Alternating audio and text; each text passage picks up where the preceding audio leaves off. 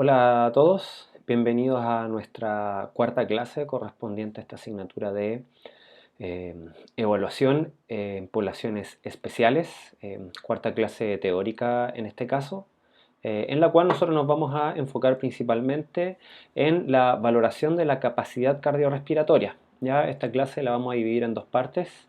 Esta primera parte la vamos a ver el día de hoy y la segunda parte correspondería ya a nuestra quinta clase. ¿Ya?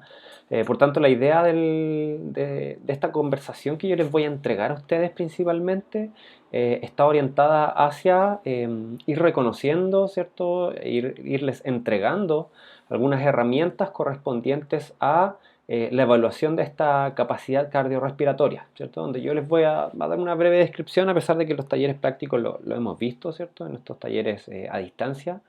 Hemos descrito algunos protocolos de evaluación para esta capacidad, así como también vamos a ver cómo podemos valorar finalmente esta capacidad cardiorrespiratoria a través de la utilización de las tablas de interpretación correspondientes. ¿Ya? Entonces la clase de hoy principalmente va a estar enfocada, ¿cierto? Cuando la tengamos presencialmente, o perdón, aquí a modalidad esta remota el día martes, enfocada en evaluación de la capacidad cardiorrespiratoria a través de pruebas de caminata. ¿Ya? Entonces, las tres pruebas de las cuales yo les voy a conversar corresponden a el test de Rockport, ¿cierto? Este test de la milla, el test de UKK, ¿cierto? El test de caminata de 2 kilómetros, y el test de marcha de 6 minutos. ¿Ya? Entonces, esos son los tres que les voy a comentar un poquito el día de hoy.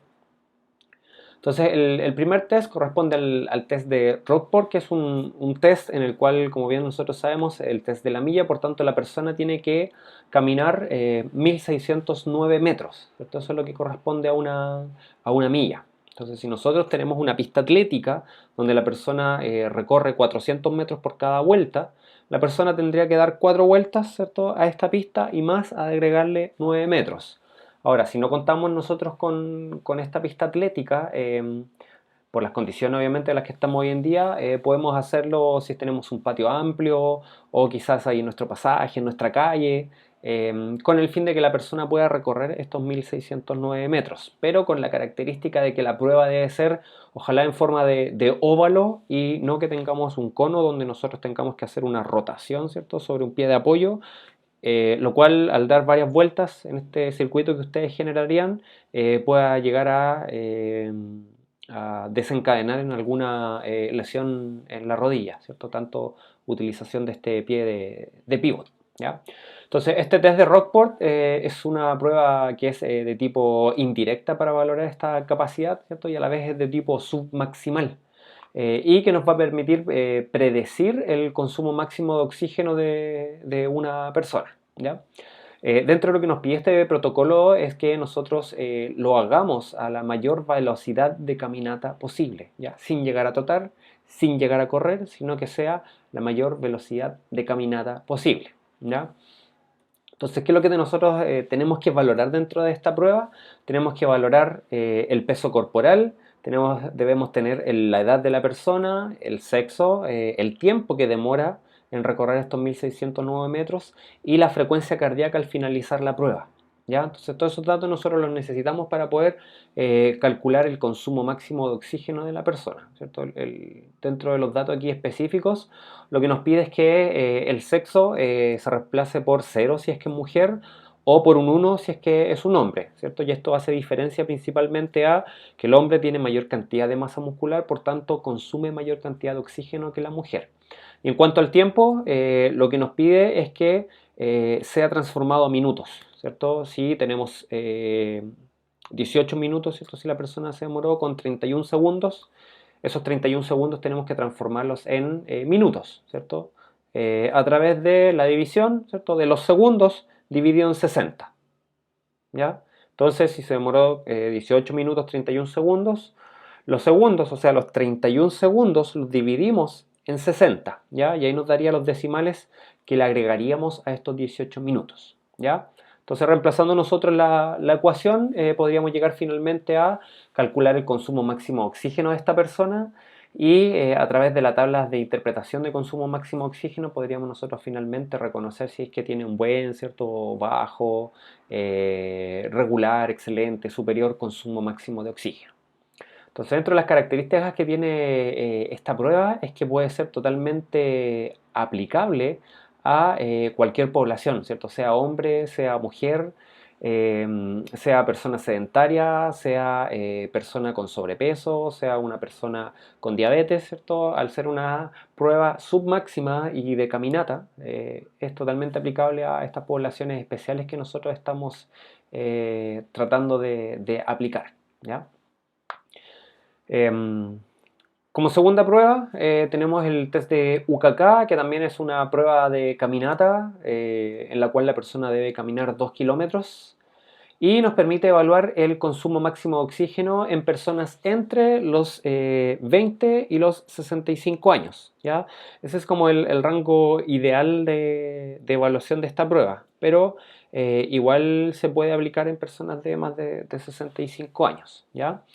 Entonces, con esta prueba en que la persona debe caminar a la mayor velocidad posible durante 2 kilómetros, nos permite a nosotros calcular el índice de UKK y el consumo máximo de oxígeno de una persona, ¿ya? Entonces, es totalmente aplicable a hombres o mujeres, a personas con sobrepeso, personas medianamente entrenadas, ¿ya? Pero no es tan aplicable a personas de alto rendimiento, ¿ya? Pero quizás sí puede ser aplicado en personas que practiquen algún deporte, alguna disciplina en que tengan que caminar bastante, ¿cierto? Si a alguien le gusta practicar el trekking, ¿cierto? La escalada a través de cerros, también puede ser una prueba que nosotros podemos aplicarla, ¿ya? Entonces, también hay que tener cuidado con a quién se le aplican estas pruebas, ¿ya? Porque, por ejemplo, si la persona presenta alguna enfermedad cardiovascular previa, ¿cierto? Por ejemplo, que haya tenido un infarto hace poco tiempo, que tenga un bypass coronario, ¿cierto? O que tenga una angioplastía de quizás dentro de los últimos 6 meses, habría que ver si es que se puede aplicar, ¿cierto? Obviamente haciendo toda la valoración previa que nosotros hemos realizado en las otras clases. También tener ojo con las personas que son hipertensas, sobre todo los que son no tratados, ¿cierto? O personas que saben que son hipertensas y no están consumiendo los medicamentos, ¿cierto? Si es que la presión arterial de la persona está sobre 180 en la sistólica y sobre 100 en la diastólica, también hay que tener ciertas precauciones, ¿ya? Eh, y también tener ojo con ciertos síntomas que las personas puedan tener previo a la aplicación de la prueba, ¿cierto? Si presenta algún dolor, si presenta mareos, ¿cierto? Son ciertos síntomas que nosotros debemos tener ojo al momento de querer aplicar alguna de estas pruebas, ¿ya? Entonces, al igual que la prueba anterior, los materiales que necesitamos es primero un lugar donde poder llevar a cabo esta prueba, tener ojalá un pulsómetro, ¿cierto? Con el cual poder obtener inmediatamente la frecuencia cardíaca, sino simplemente a través de la valoración del pulso, ¿ya? Entonces, en este caso, si nosotros contamos con una pista atlética, la persona tendría que dar 5 vueltas a esta pista, ¿ya? O si no, si yo tengo un lugar donde puedo aplicarlo que no sea una pista atlética, tengo que medir la distancia, ¿cierto? Y los 2 kilómetros dividirlo en la distancia que tiene que recorrer la persona en este circuito para saber cuántas vueltas tiene que dar a este circuito que ustedes le hayan diseñado, ¿ya? Em, a través de varios datos que nos va a pedir en este caso la ecuación, que son el tiempo, la frecuencia cardíaca una vez terminado el test, la edad y el índice de masa corporal, nosotros podríamos finalmente calcular cuál es el índice, en este caso de UKK de la persona y cuál es el consumo máximo de oxígeno para la persona, ¿ya? Estas pruebas de las que yo le estoy conversando ya las vimos en los talleres prácticos. Por tanto, quizás no profundizaré tanto en ellos, ya que conversamos bastante sobre estos tests en aquellos talleres, ¿ya? Em, Recordemos que para este test nosotros podemos utilizar tanto el correspondiente nomograma, ¿cierto? Este nomograma que nos permite a nosotros poder relacionar el consumo máximo de oxígeno con la edad de la persona y podríamos obtener la valoración final, la clasificación de este VO2 max, así como también podemos nosotros clasificar el índice de UKK, ¿cierto? Tanto para hombres, así como también para mujeres. ¿Ya? Entonces, eh, también podemos utilizar obviamente la tabla de consumo máximo de oxígeno tradicional, ¿cierto? Esta tabla estandarizada que nos dice según la edad, según el sexo, ¿cierto? También podemos clasificar el nivel de resistencia cardiorrespiratoria en base al VO2 max, ¿ya? Y por último, el tercer test, la tercera prueba corresponde al test de marcha de 6 minutos, que al igual que los anteriores también es un test de tipo submaximal, y que este test nos permite medir también la capacidad funcional en base al avance de la edad, por tanto una prueba totalmente aplicable en personas mayores, así como en poblaciones que padecen alguna enfermedad cardiorrespiratoria, ¿ya? Y dentro de las ventajas también que tiene es que es una prueba totalmente fácil de poder aplicar, es una prueba que es muy bien tolerada para la persona, y que a la vez también nos ayuda a poder reflejar muy bien el desarrollo de las actividades de la vida diaria, ¿ya? Aún más que otras pruebas como las que vimos anteriores, debido a que la distancia total que tiene que recorrer la persona en estos 6 minutos es mucho menor que los dos anteriores test que les mencioné, ¿ya? Entonces, también debemos tener ojo con esta prueba, al igual que las dos anteriores, si es que la persona presenta quizás calambre, ¿cierto? Si presenta dolor en el pecho, si la persona presenta un cansancio ¿cierto? Poco habitual sin haber hecho ejercicio físico. Por tanto, ojo con esos síntomas que pueda presentar la persona, ¿ya? Entonces, la idea de esta prueba es que la persona pueda realizarla también en un espacio en donde también se genere una especie de óvalo y no que la persona tenga que estar rotando, ¿cierto? Generando un pie como pivot y así evitamos ciertas sobrecargas sobre las articulaciones que están realizando este movimiento, ¿ya? Dentro de las indicaciones que tiene este test, lo ideal sería poder tener un oxímetro de pulso, ¿cierto? Un esfingomanómetro para poder medir la saturación de oxígeno, así como también la presión arterial. Ojalá una silla y algo donde poder ir valorar, anotando las diferentes valoraciones que nosotros vamos a necesitar para esta prueba, ¿ya? Y dentro del protocolo también nos dice que tenemos que evitar que la persona haya hecho ejercicio vigoroso al menos 2 horas antes de aplicar este test. Eh, También recomendar que la persona consuma normalmente los medicamentos en el caso de que los tenga prescritos y ojalá que la persona utilice ropa cómoda para poder aplicarlo, ¿ya? Porque muchas veces las personas mayores, las personas sedentarias, no tienen ropa deportiva, ¿cierto? Por tanto, les vamos a pedir que utilicen ropa cómoda para poder aplicar el test, ¿ya? Entonces, para esta prueba existe una planilla estandarizada, ¿cierto? Y esta planilla nos va a pedir varios datos que nosotros ya la revisamos en la clase práctica.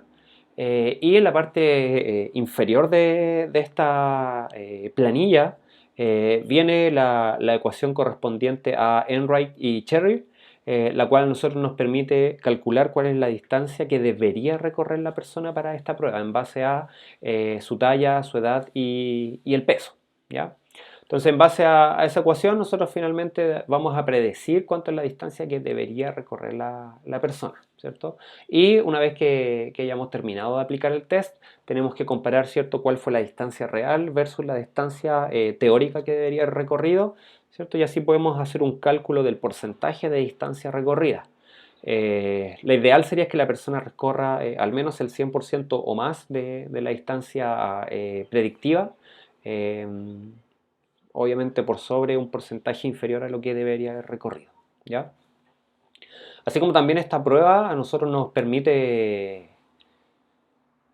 también calcular el consumo máximo de oxígeno de la persona, ¿cierto? A través quizás de la ecuación de Burr, ¿Quién nos va a pedir algunos datos como por ejemplo los metros recorridos, el peso de la persona, el sexo y también la frecuencia cardíaca al terminar el test y por último la edad, ¿ya? Entonces, con esos datos nosotros podemos calcular el VO2 max de esta persona, así como también podríamos calcular el VO2 peak en personas que tengan una insuficiencia cardíaca, ¿cierto? O algunas patologías cardíacas a través de la ecuación de K-line, ¿ya? Entonces, la idea principalmente, como les comentaba, de este video en el cual les presento lo que vamos a conversar el día martes, más que nada para que se vayan haciendo una idea de los test que vamos a conversar. A pesar de que ya los vimos en los talleres prácticos, siempre queda alguna duda, ¿cierto? Algún detalle que quizás no se conversó en el taller, ¿ya? Así que eso, chicos, por hoy. En la clase próxima, ¿cierto? De 2 martes más, lo que nos correspondería sería seguir conversando sobre pruebas que podríamos aplicar también para valorar la capacidad cardiorrespiratoria, pero enfocados en pruebas de escalón y pruebas de autocarga, ¿ya? Y vamos a ver qué protocolos podemos nosotros aplicar, ¿ya? Así que les dejo un saludo a todos, espero que estén muy bien, sigan cuidándose, manténganse en sus casas con este distanciamiento social, ¿ya? Y recuerden que si ustedes se cuidan, también están cuidando a su familia, ¿ya? Un abrazo a todos y conversamos ahí el día martes, ¿ya? Adiós.